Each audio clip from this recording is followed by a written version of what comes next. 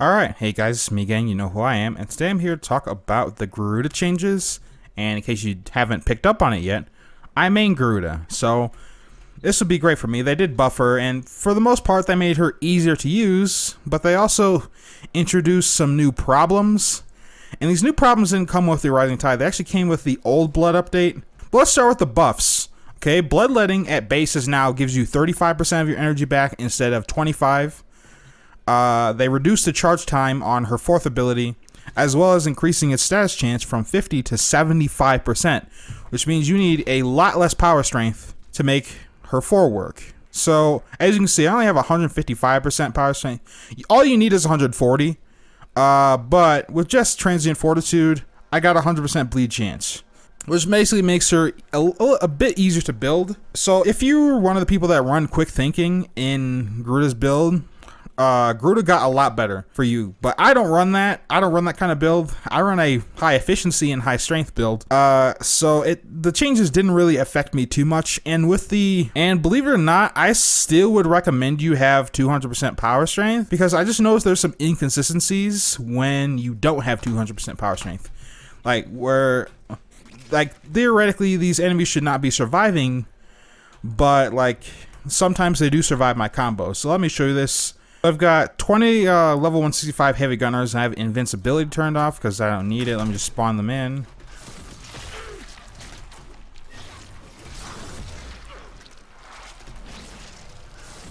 I'm gonna take another ball. Alright, so these guys actually died, but like sometimes they just don't, even though they would be taking the same damage. But also because of that, the time to kill has increased.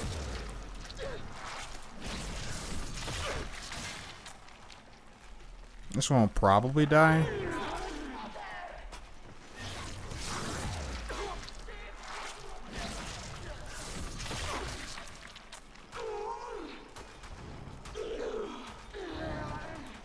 There's that inconsistency that I'm talking about.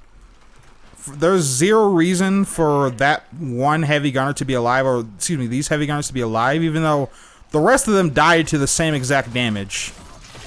Now this leaves them open to be like picked off by, like, say, Dread Ward. But you can't really afford to leave them alive anymore, and I'll show you why in a minute. But you saw a little preview of what I'm going to be referring to. But for the most part, I stick with 200% power strength, because it's just more lenient and it's a faster kill. But here's what my new build looks like. The only thing I changed out is instead of using duration here, I'm using Dread Ward, and this is a must-have right now.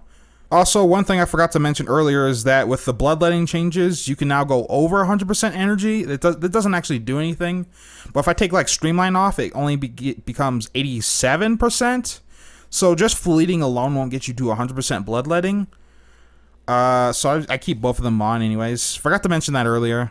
But back to Dread Ward. Dread Ward is a must-have augment because of the bugs with her one. Now the first bug is kind of minor. I'm going to spawn these guys in and pause their AI.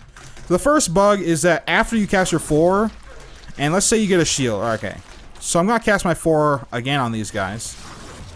And then I'm holding my 1, but it didn't do anything. It just said ability in use. It was stuck at that.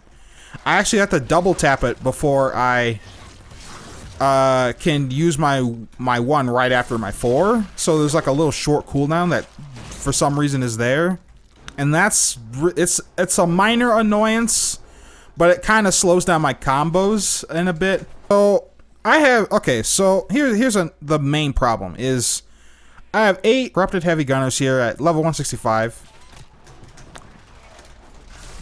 I take her shield and we're gonna go all the way back to the spawn area. As you see, I'm taking damage, but my shield is up. My shield is covering my whole fucking body, and I am absorbing damage from these guys, but I am taking hits, even though my shield is up, and they don't have anywhere else to shoot. Just to put this into perspective for you, I was sitting right here.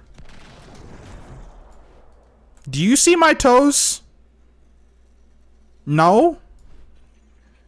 I don't think so. And even then, Garuda likes to stand cross-legged, as you can see. So, what the fuck are they aiming at? That doesn't make any sense. I'm gonna pause their AI so I can grab a shield, just so I can double down on this. We're gonna go all the way back. So, sitting right here. There's like barely a... No, there is no space. Like, I'd have to hit like the very, very side. And even then, the AI doesn't even aim for your fucking toes. They aim for your head or your body. And they weren't hitting that. So yeah, and if that wasn't bad enough, I've noticed with the Old Blood update that enemies seem to be a lot more accurate. Especially when you're in the air, where basically they almost couldn't hit you. They hit you like once every blue moon. But now, if you're in the air and you're parkouring around, they hit you a lot more often now. Now, I have my melee on, so like I'm not taking any damage from this. But if I switch back to my blaster here, I am moving very fast. But they're still able to headshot me. On top of that and holes being in the shield, like, Garuda's not as good as she used to be. She's not, like, ridiculous anymore. So her survivability is not what it used to be.